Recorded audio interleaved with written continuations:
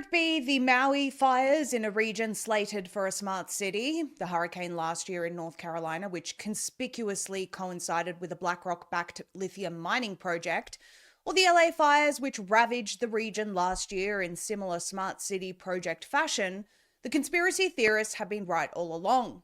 This isn't unique to America, by the way. All around the world, places that are slated as smart cities or surrounding areas they want to ensure are unlivable or classed as managed retreat, meaning they will systematically move people out of those areas and corral them into smart cities nearby, are being hit with a range of different disasters. But when it comes to the Palisades, one of the most recent disasters, we now have the evidence that all of the crazy people online were right all along. Yet again. This in from Zero Hedge. Another conspiracy theory comes true. California bill passes to buy fire-ravaged Palisades for low-income apartments. That's right, folks. The writing is on the wall, bold and in large font. For private landowners and homeowners in areas governed by socialist-aligned officials who have zero respect for private property, they're coming for your land. Remember Marxist-aligned New York City Democratic candidate Zoran Mamdani, who called for the government to seize luxury condos to house the homeless during the coronavirus pandemic. These far-left officials have made their Marxist intentions clear, and they can no longer be ignored. Shift to the West Coast, homeowners in the fire-ravaged Palisades, part of the Los Angeles area governed by Marxist-aligned Mayor Karen Bass, have been left homeless and with more questions than answers. The top questions being, if the Pacific Palisades reservoir had been filled during last year's wildfire, could their homes have been saved? Why did the city neglect the reservoir, and was it intentional? But that's after the fact, and thousands of hardworking families have been left homeless due to what appears to be the epic fire mismanagement by Democrats in City Hall. The whole global warming narrative isn't sticking this time, overshadowed by sheer incompetence that increasingly looks intentional with each passing month. You can see that tweet there. California Senate passes bill to let LA buy fire-destroyed lots for low-income housing. Just the News reports that California Senate Bill 549 has passed, allowing Los Angeles County and other municipalities to create resilient rebuilding authorities, or RRAs, funded by property taxes. In other words, they want to use public funds to acquire fire-destroyed lots cheaply, coordinate rebuilding, and develop low-income housing. More from Just the News. As a funding mechanism, the bill would allow the RRA for the Los Angeles wildfires to issue, receive, and administer funds, including, but not limited to, tax increment financing, federal loans and grants, state loans and grants, and philanthropic grants to support recovery.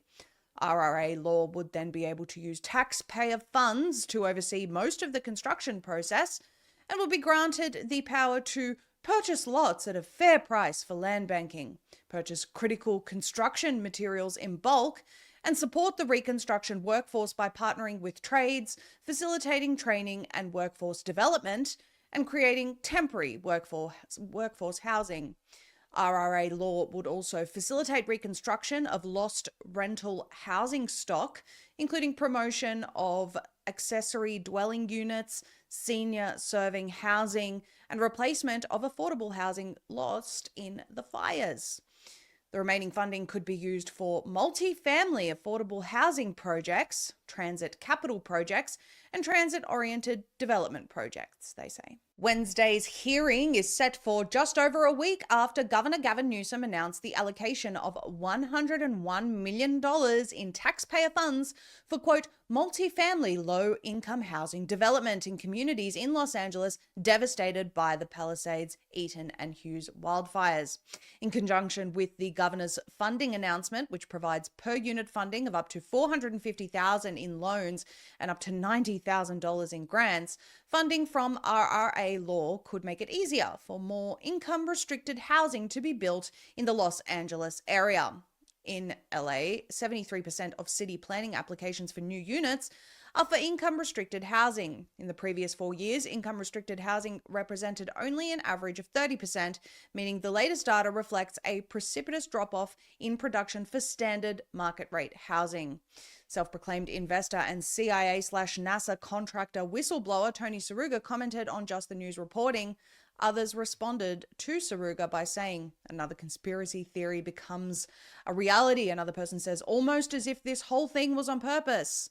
It was carried out as planned. They don't care about any of us. Well, candidate for governor of California, Steve Hilton, has commented on this. He's actually dropped a video. It's quite passionate. Let's take a listen. What we see here in Pacific Palisades and what we see across California now is the Democrat war on single-family homes accelerating. That's why they're not issuing permits. That's why it's taking so long. They don't want people to stay here. They don't want people to rebuild the Palisades the way it was. They want it rebuilt the way Gavin Newsom is talking. Reimagining LA 2.0. What does that mean?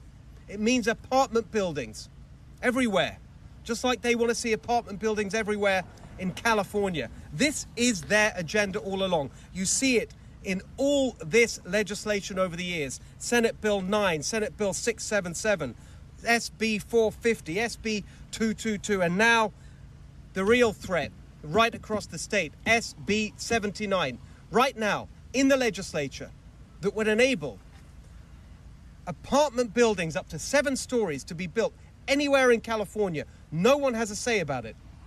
That's what they want to see here in Pacific Palisades. That's what they want right across the state, because that's their extreme ideology, to tell you how to live. They want to tell you to live in apartments, near transit, without a car. Is that how they live? Is that how Gavin Newsom lives? Does Gavin Newsom live in an apartment above transit? No. He lives in a single-family home. Californians want to live in single-family homes. Well, if it's good enough for Gavin Newsom, if it's good enough for Nancy Pelosi and all the other Democrat leaders, why isn't it good enough for Californians? Now, unfortunately, a common misconception is that this agenda only belongs to the Democratic Party.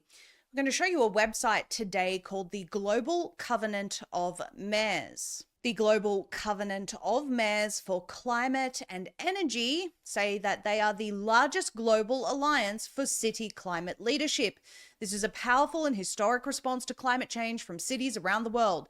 GCOM is the largest global alliance for city climate leadership, built upon the commitment of over 13,500 cities and local governments. These cities hail from 6 continents and 147 countries. In total, they represent more than 1.2 billion people.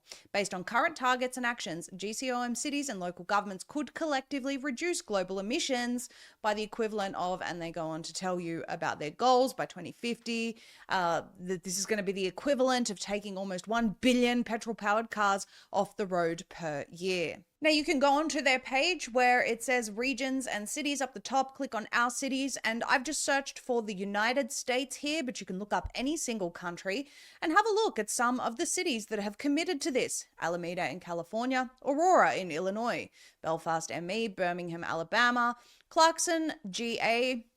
We've got Flagstaff in Arizona. We have Miramar in Florida, New York City, Park City, Utah, Salem, Santa Cruz, Santa Fe, New Mexico, St. Petersburg in Florida, Washington, D.C. It keeps going. We also have Houston in Texas, Philadelphia in Pennsylvania. The list really does go on. In fact, there are 7 pages of these cities that have committed. We encourage everyone to go and have a look at who is betraying you in your state. Now, Z Media has been reporting on the Global Covenant of Mayors and Smart Cities for many years now, but we encourage everyone to go to zmedia.com and look up this interview in the search bar. Maria Z and Harrison Smith break down networks implementing globalism. We went through the Smart Cities, we went through the C40 cities, and we went through the Global Covenant of Mayors. So that is a very good resource for people to watch that broadcast to understand what is happening in their areas. And it's also important to understand, because a lot of people will go onto the Global Covenant of Mayors website, for example, and see if their town or small city is on there. And if it's not, they assume, oh, okay, we're in the clear. That's not really how this works, because Where smart cities are concerned, they want to build these places up and make sure that no one is living in the surrounding areas. They want to destroy the surrounding areas, whether it be through not insuring the homes because of climate risks or destroying them, whatever the case may be, and then corral the people into smart cities. And what I found very, very interesting, the last time that I checked the Global Covenant of Mayors website, San Antonio wasn't on there, but it is now. San Antonio, according to the Global Covenant of Mayors, has completed 6 phases out of 9 to be fully in compliance with what the Global Covenant of Mayors wants, all of their targets, all of their goals. And therefore, it is certainly very interesting when you consider that, and Kerrville's proximity to San Antonio, that we just saw what we did in Kerrville. Now, I'm not saying necessarily that these two things are linked, but I'm also not saying that they're not. Very, very important to be aware of these things. I'll just bring that up for everyone one more time. The link is globalcovenantofmayors.org. And let's not forget built to rent. We recently reported on this also, a plan to build in these areas, but only give people the option to rent. Homes that will never be owned by anyone but the globalist elite, offered to hardworking people who have had everything stripped from them at rents that they will control forever. Now, to be clear, house prices are rising to the point where people can't afford them. Throw into the mix that not only can people not afford them anymore, that even if you could afford them, they're not even available for sale. Your only option is to rent moving forward. That's the plan.